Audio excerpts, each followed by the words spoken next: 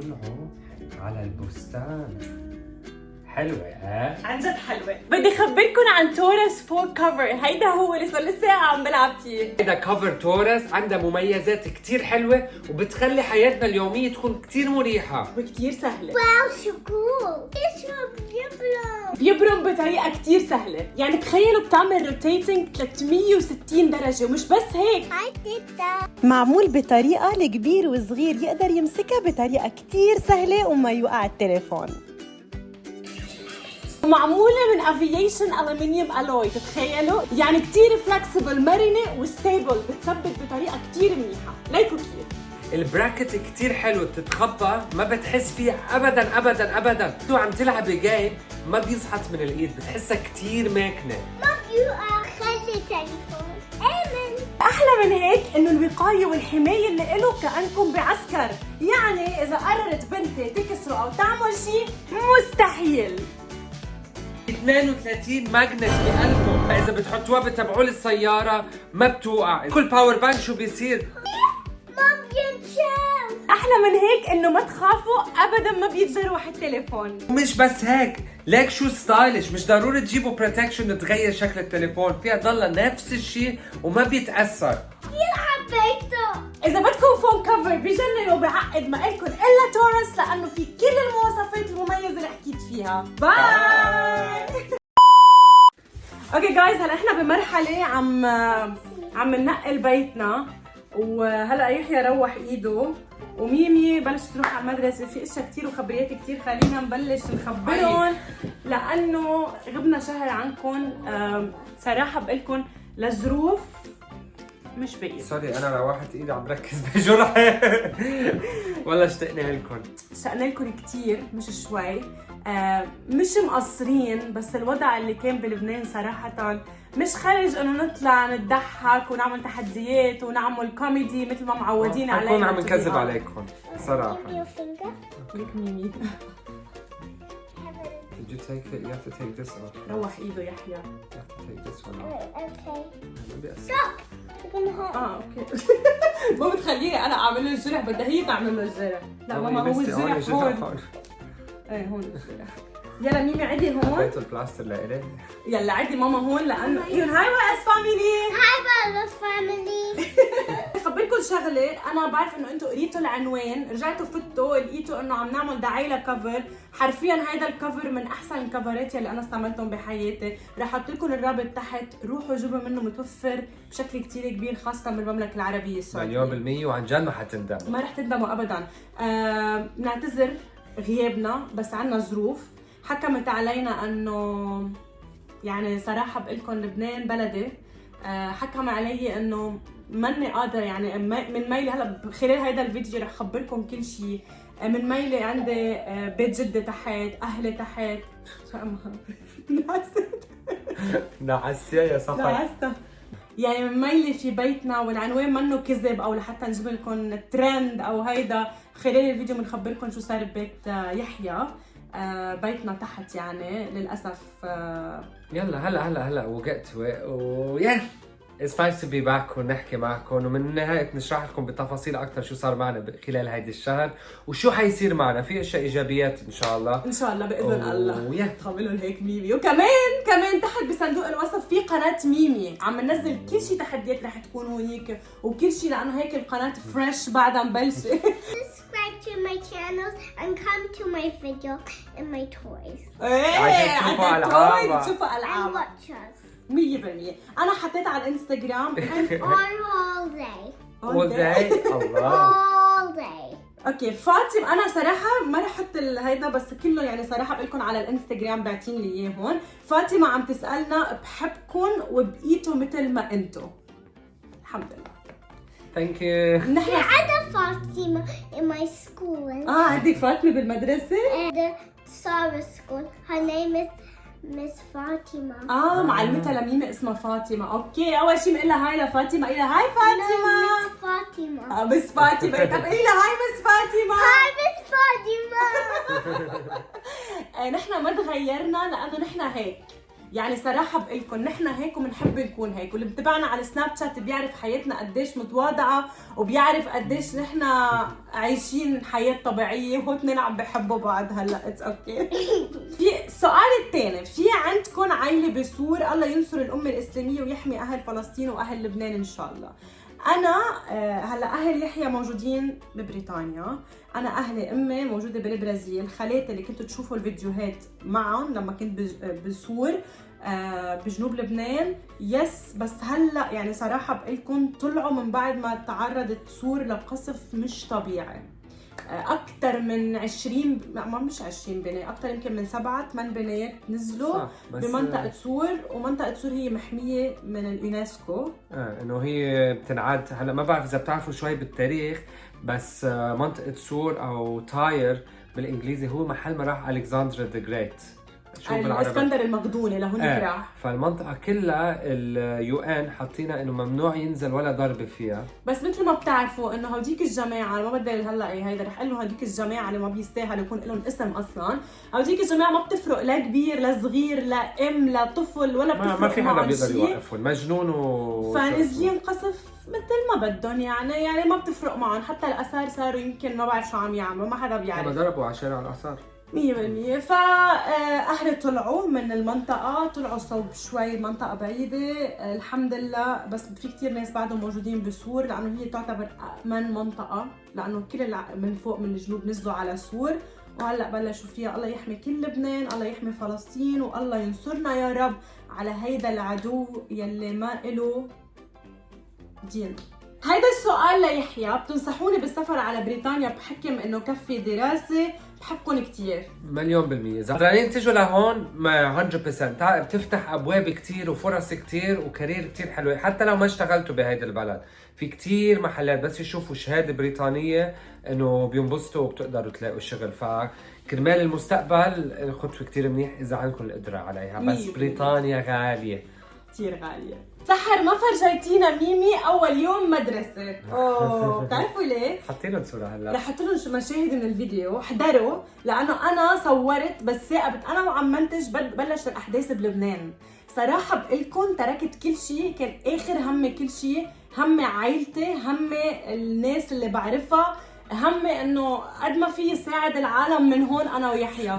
شو بكي ميمي؟ نعسانة؟ نامي هون. طب نامت شو تعبت قلبي. نامت اوكي ماما نامت. فصراحه بقولكم كان همنا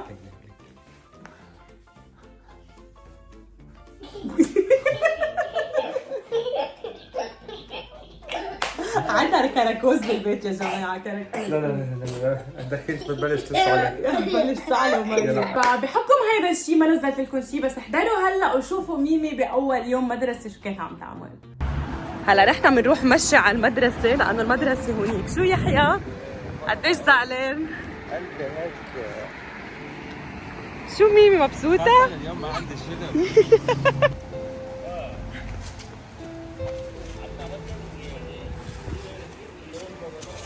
Raindrops in your eyes. Because I'm going to school. بدك تبكي؟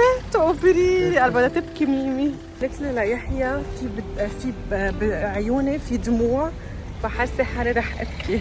هي بتسميهم رين، انه بتسميهم شتاء. فقالت له قال لها يحيى ليش؟ قالت له انا بتروح على المدرسه.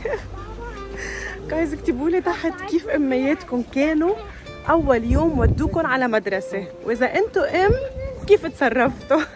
لك كيف كلهم ناطرين ليفوتوا على المدرسه. زعلانة اول مره هيك حاسه. ما بيأثر، هي عم تكبر ونحن عم نكبر وهذا هو الحياة. وانتوا عم تكبروا كمان. لك علم فلسطين ورايا. شو حلو. كان صعب على فكرة، حاسس حالي حاسه ضايعه، عم بطلع انا عم بطلع شمال ويمين، حاسه حالي ضايعه. تعالوا نجيب لها هديه. يلا خلينا نروح نجيب لها هدية، هيك بركي بنحس حالنا أحسن شوي. صراحة أنا ويحيى عم نفكر نجيب لها دول شو اسمها جابي's دول هاوس، أنا كثير بتحبها. شو رأيك يحيى؟ ميمي يلا روحي يا ماما. ميريا يا خير توي، ليش جبتها لك؟ حلوة؟ ميمي لا خليها هلا بالبيت بنفتحها ماما. بدي لك اياها. لا يا ليك كتبوا لها اسمها لميريام عليها جايز. شو حلوة الشنطة. يعني هالشنطة يا جماعة، هالشنط اللي احنا عنا يا جبنا لها اياها بتحدي لون الزهري ولون ميري. ويا جايز فقت ميمي هلا من النوم. صح النوم ماما. لحظة يحيى قبل ما تفتحها ميمي عيدي شوي حد بابا. خبرينا شو عملت اليوم بالمدرسة؟ بس كان عم نلعبوا نحمل حلو الكاردي. رحتوا على الجنينة؟ وشو عملتوا؟ عم نلعب خلص نلعب نروح إيشنا نروح بالفوتبول. لا لعبتوا بملعب الفوتبول؟ عن جد لعبتوا طب شو اسمها رفيقتك اللي تعرفت عليها جديد؟ بلاك هي. شو ماما؟ هي بلاك وعندها بلاك هير. شعرها اسود بس هي بشرتها سمرة ماما صح؟ ما بتفهم بعدها ولا ما بيفهم يحيى. عشان هيك ما لازم نكبر لها اياها عشان she's not understand عشان ما هيدا. واو ميمي شو حلوة هاللعبة.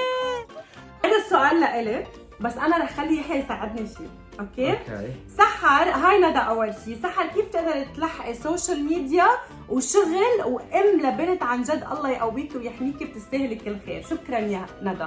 اول شيء انا ما بلحق. هيدا السؤال لإلي ولإلك يحيى. ليش عم ننقل بيتنا وشو تطورات حياتنا؟ اوكي انت احكي من ناحيه السوشيال ميديا وانا بقلكم من ناحيه الشغل. اوكي هلا نحن بدنا ننقل بيتنا صراحه بقلكم. اولا قبل السوشيال ميديا وقبل من ناحيه الشغل نحن بهيدا البيت كثير تعذبنا كثير. لما كنا نقلكم انه البيت مسحور وهيك نحن ما كذبنا. فعلا شفنا اشياء كثير غريبه بالبيت وفعلا خفنا بكثير محلات من البيت وفعلا حسينا انه دايما نحن تعبانين نفسيا صراحه بقلكم وكل هموم الحياه اجت علينا بهيدا البيت. مش عم بمزح معكم. فاخذنا قرار انه من هول القرارات انه احنا لازم ننقل بيت وخلص. انه كنت عم اقول لكم انه بوقتها نحن مش قادرين ننقل لانه في عقد. نحن هون ببريطانيا ملزمين بعقد. العقد بيخلص بكانون الثاني بس نحن حكينا مع اللاندلورد قلنا له شو عم بيصير وفرجيناه كثير على فيديوهات وقلنا له قديش احنا خايفين وما بعرف شو. فبحكم هيدا الشيء قالنا اوكي انه خلص اطلعوا. ومن ناحيه السوشيال ميديا نحن فتحنا قناه جديده لميمي قناه اطفال. فنحن بحاجه لبيت يكون كبير. هيدي شغله. واصلا نحن نقلنا على هيدا البيت وقت اذا بتتذكروا temporary يعني مؤقت لانه نحن كنا بدنا ننزل على لبنان. فحطينا الاغراض اللي قلنا هون وقتها ونزلنا على اساس بدنا نكفي حياتنا بلبنان ونعيش بلبنان. وثاقبت الظروف ما سمحت لنا نعيش بلبنان. بلشت الحرب اولها ونحن خلص قررنا انه ما مش الحال مع الشغل ما مش الحال مع هيدا. فقررنا انه بدنا نرجع على بريطانيا وبس كنا محكومين فيه للبيت لانه عندنا عقد. من ناحيه الشغل مثل ما عرفتوا انه نحن حكينا لكم عن التشالنج بس في كثير منهم ما عرفوا انه شو هيدا. جاي اخبرهم عملنا تشالنج انا وسحر. هلا بلشناها وخففنا شوي عشان الظروف. بس هو اساس هيدا التشالنج انه بدنا نحاول نخرق السوشيال ميديا الاجانب من ناحيه الاكل. نعمل شيء انه اكل عربي يدوقوها وشوف رده فعلها ونطلع فايرل. فلقيت حالي انا بحياتي ما كنت شك شاورما. صرت عم شك شاورما وبدي محل وبدي شو اسمه. فالبيت كتير مناسب لإلي عشان في جراجين وفي مثل مستودع كبير لإلها فبقدر اشتغل على الرواق هون. ففتحنا فود تراك يلي هو عباره عن مطعم نقال واكثر من هيك سميناه بكره من لازم نعمل لهم جوله فيه. لازم نعمل لكم جوله ببيتنا الجديد جوله بالمطعم مطعم النقال. وتخيل العالم عم يجوا ياكلوا عنا عم يخوتوا عم بيجوا من اخر الدنيا. هذيك مره واحد 4 ساعات ترى مشوار. الحمد لله مشي حالها كثير بس ما عن جد وي ديدنت دوكيومنت. ما صورنا لانه ما توقعنا يمشي. لكم اياه بس مشيت ما لحقنا نصور. عن جد ما لحقنا نصور. يعني انا مستلمه اخذ الطلبات ولفلف ويحيى مستلم يعمل الشاورما ويظبط ويسوي باجز فلافل كل هيدا. فما عنا انه بس في حدا عم بيعمل اللف كمان ما بعرف مين هو. انا قلت له انا بلف. انت بتلف؟ انا اللي عم بلف. انت احيانا بتلف. ايش مين عم بلف لك؟ شو نمتي يا ماما؟ نمتي؟ هلا اذا نامت بتحط ايدها عاليه. ايه اذا نامت شي سليبينج شو بقى هاند اب. صح. اذا ميمي نايمه بتحط ايدها لفوق. اذا ميمي فايقه معناتها مش نايمه. ما انا نايمه. بلا نايمه ميمي. لو نايمه her hand should be up like this. I don't think she's sleeping. لا منا نايمة يا لا يحيى. منا نايمة. ما بعتقد.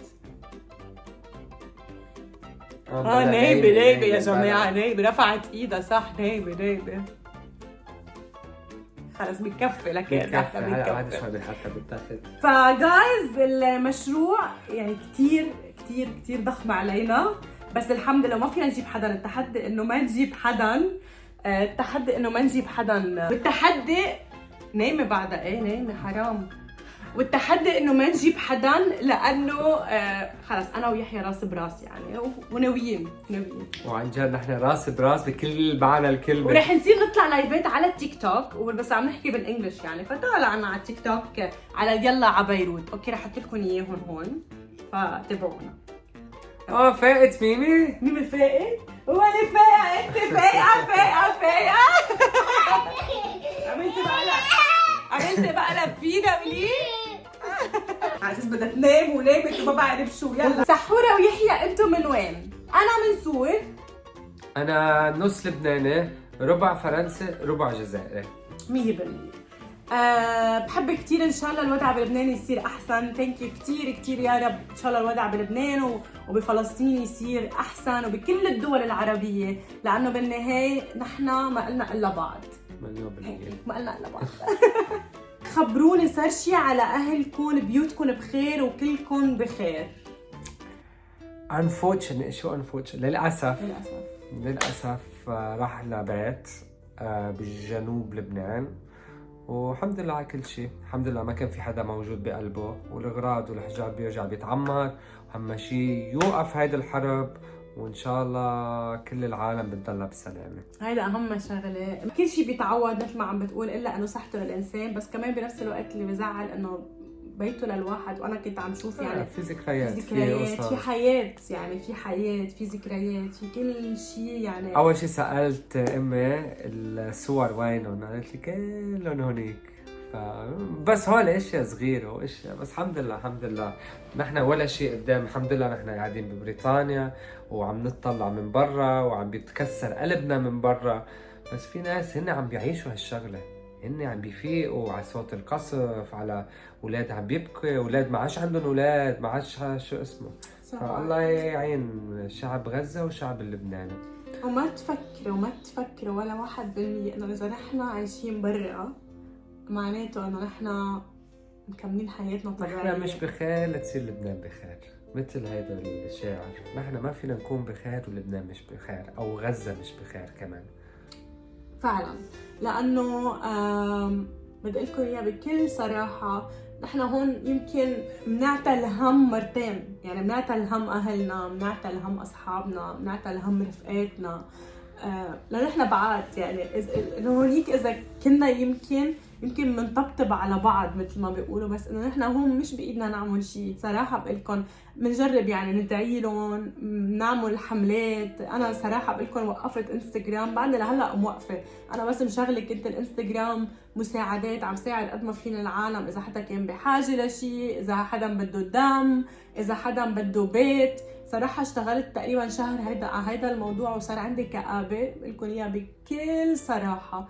يعني حسيت حياتي عشان المسجات اللي وصلونا والاتصالات اللي وصلونا شيء عن جد. وحدة عم تهرب وعلقانة وحتخلف وقصف حواليها وعم ترجانا نعمل شيء، ونحن وين ببريطانيا مش قادرة اعمل شيء، وعم دقلها هيدا وهيدا ما بيرد وهيدا ما بيرد، وكل كل العالم كان عندها همومها بنفس الوقت. كارثة حلت علينا. بس ان شاء الله باذن الله لبنان وفلسطين وكل الدول العربيه تتوحد وخلص ترجع احسن، وبترجع هيدا وحلمنا انا ويحيى. بتعرفوا من زمان بنقول لكم انه نزور فلسطين يا رب ان شاء الله. والله اتس ون اوف ماي دريمز. انه انا مع انه في باسبور البريطاني، هلا اخذت الباسبور على فكره، انتم ما عرفتوا، بس انا نو واي انزل على فلسطين تحت الاحتلال. بالعكس بدنا ننزل منصورين باذن الله ان شاء الله. وهيك اهلنا بفلسطين يجوا يزورونا بلبنان كمان هيك، لانه نحن على فكره كثير قراب على بعض يعني. تخيل انه انتم قراب على بعض ومثل في هيك شبكه حديد موقفكم من بعض. يلا الحمد لله. اكيد انتم كمان انتم فايتين بهول الاجواء وعم بتشوفوا مش ناقصكم بعد، فنحن ما بدنا نزيد عليكم، بس هيك هيدا ملخص صغير انه شو عم بيصير معنا. ختامة مسك قمر عم بتقلي السؤال ليه هالحلا كله. ما شاء الله، الله يحميكي نحن ويصيفيكي. كبرنا وصرنا حلوين. نحن كل ما نكبر بنحلى. الله يحميكي ويصيفيكي الجاي تكوني السياحة بصورة العظيمة بإذن الله. يلا جايز انتبهوا على حالكم، بنحبكم كتير. تابعونا على الانستغرام، على سناب شات، على قناة ميمي. ان شاء الله رح نعمل لكم جولة ببيتنا الجديد بقناة ميمي، ونعمل لهم جولة بالفوت تراك الجديد بقناة ميمي كمان، ولا هون؟ لا هون. طيب جايز يلا انتبهوا على حالكم. باي.